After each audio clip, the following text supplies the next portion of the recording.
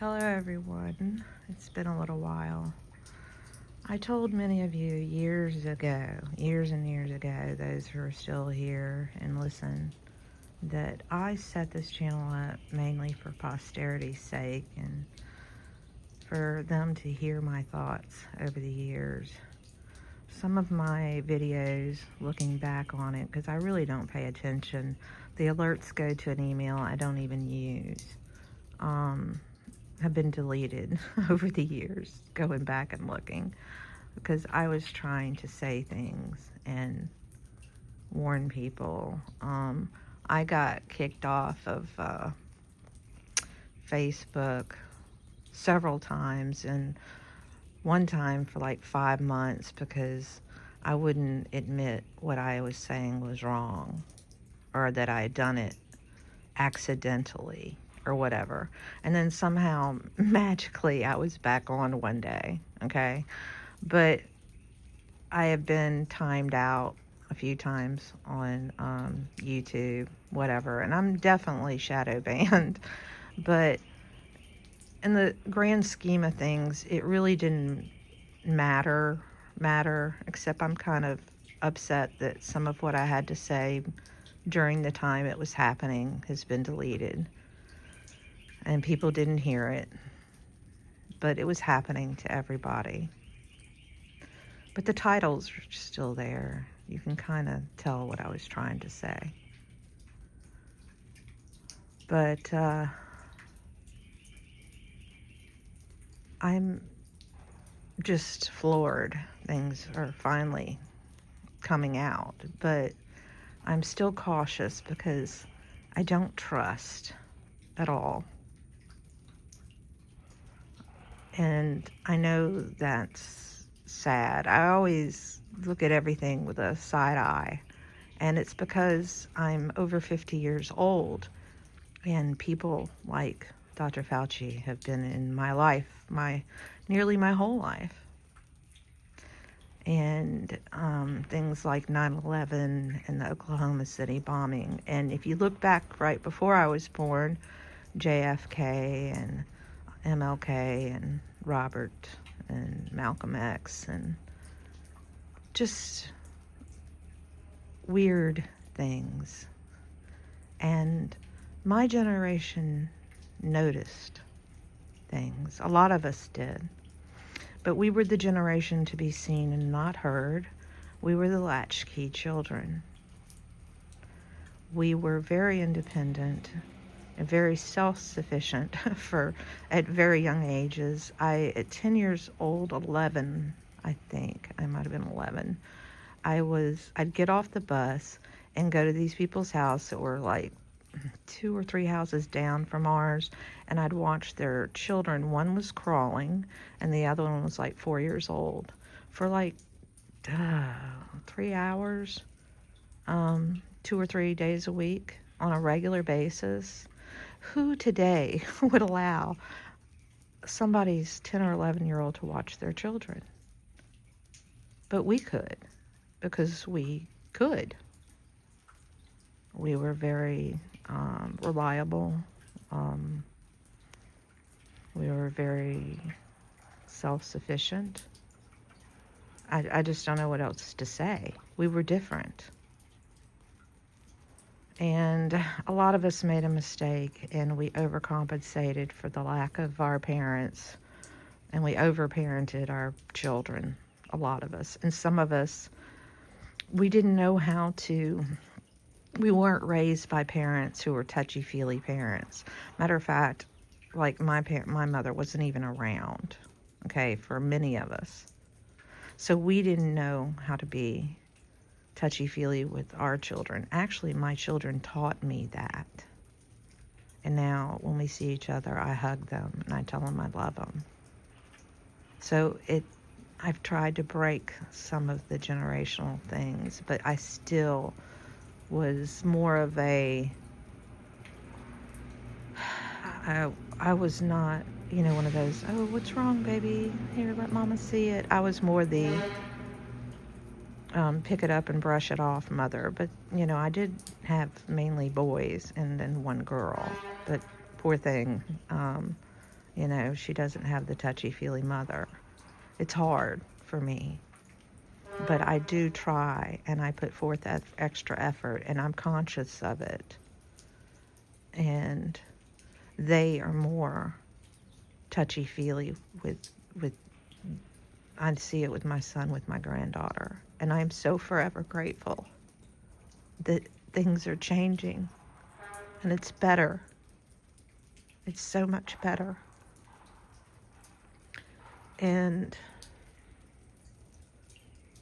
But so much has happened in this world, and I noticed.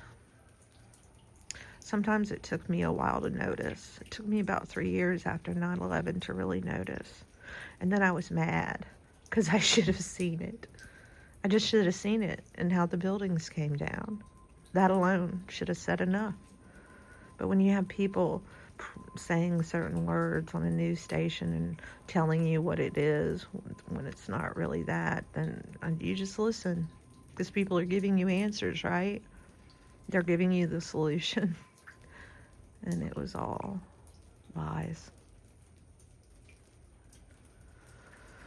I just thought when I got out of the household that, things would be better, and there were people out there that were so much better, but I saw there wasn't much difference in a lot of places than where I came from. And that, and being the book nerd worm that I am, and the researcher outside of whatever you learn in school that I do. I mean, we were questioning JFK's assassination when I was in 8th grade. I remember my friend doing a report on it. I mean, we questioned everything. We had the bumper sticker that said "Question Authority." I thought everybody did that. I didn't understand. I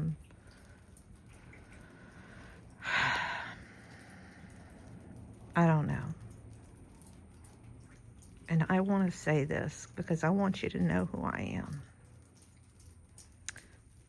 I was tested when I was young, at about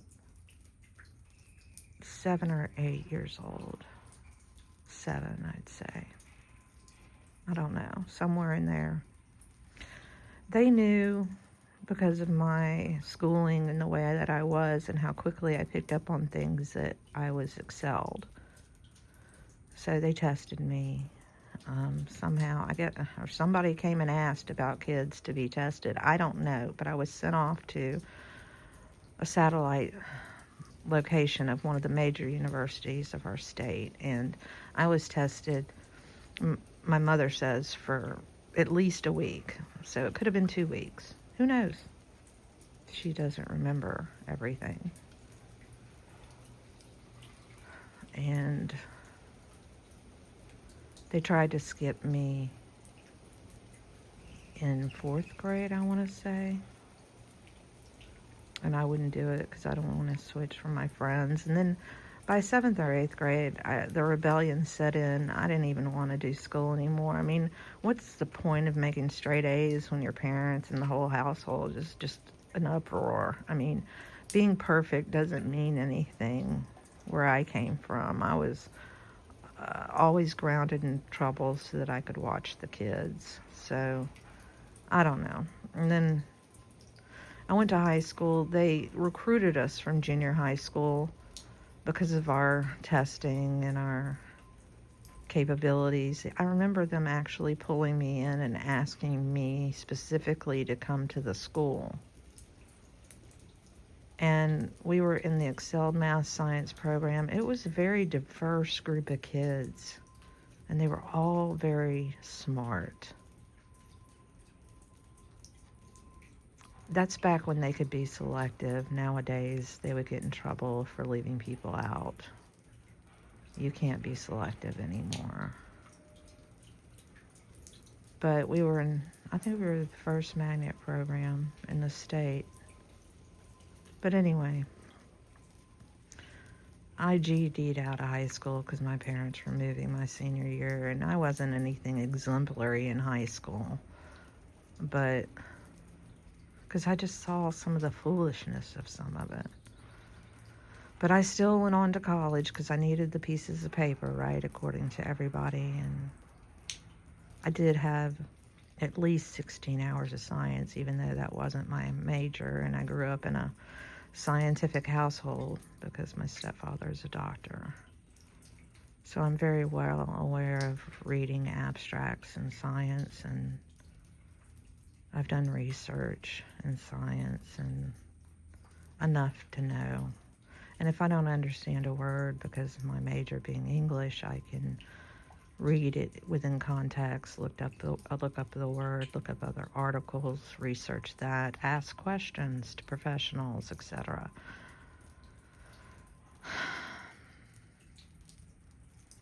But again, I lived through the 80s. I lost a friend who was gay. He had I'm guessing on what exactly happened, looking back exactly in the time frame. He was diagnosed with AIDS, and he was terrified. We were friends, but I mean, we didn't spend every day together. We hung out occasionally.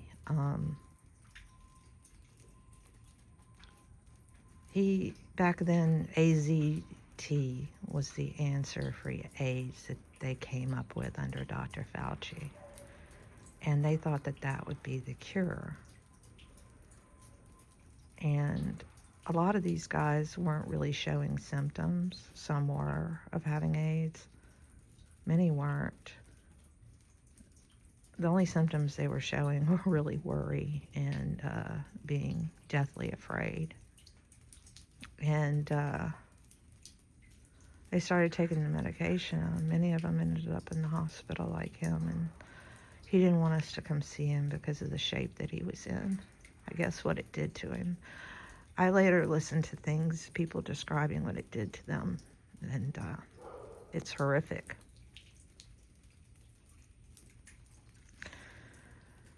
But when all this started in 2020, I was in a full panic, just like everybody else. Oh my God. Since he said not to wear a mask, I went and actually bought masks. And the real, 90, whatever, the ones you wear to spray paint. Anyway, I have worn them before for painting. I didn't know. So I dove into research, and then I began to realize that the masks were a lie. And then June, my stepson got it, and 2 weeks later, my better half got it, and then 2 weeks later, I got it. And so we're into late July, and then my mother-in-law dies, and her funeral's on the 14th day, I believe, and we're into 14 days. You can't be around anybody. This is before the vaccines. So I went and had to pay $65 for a blood test, and I brought my daughter with me, who never got it. And it showed I had the long-term and short-term antibodies, and my daughter showed nothing on hers, so she wasn't even asymptomatic. We won't go into that. So I could go to the funeral, but I sent my daughter on my behalf to be there for him. But I knew when they told me that my antibodies wouldn't last but 4 to 10 months. That went against everything I was ever taught, everything that was ever said to me by every doctor I had ever known. All of a sudden, science changed. And then herd immunity, the definition changed, and then the definition for vaccine changed, and then all of a sudden, they were into my field, which was English. And I knew that if you change the definitions of certain words, then you change the perspective, and you control the population. And that's how I knew.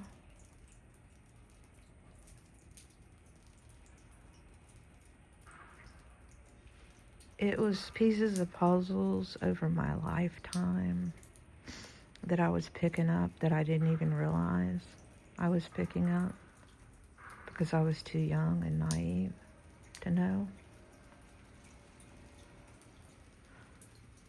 I was taught that, I was the crazy one. I was the one that was wrong. I was the one with the problem. Certainly not any of them and their behavior or lack of behavior or whatever. That's just the way it was. And because of who I am and the way I am,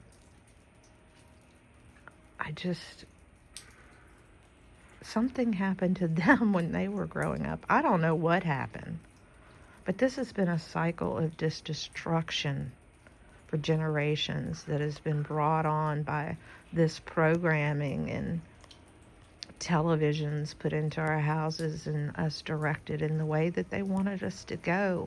And I forgive them. It's harder to forgive myself for not seeing things sooner, for not being smart enough. Although the test says that, I'm supposed to be so freaking smart. I'm in 6-point margin of error for genius. So what would have happened if I had scored just that 1 or 2 points needed? I think it was 1 point. I don't know. I was on the top end, but to be genius, what would have happened to me? Was the score just not high enough? Because I heard about people being tested. Who were they looking for? Was my genetics not right? Was my ability to have empathy for others not good?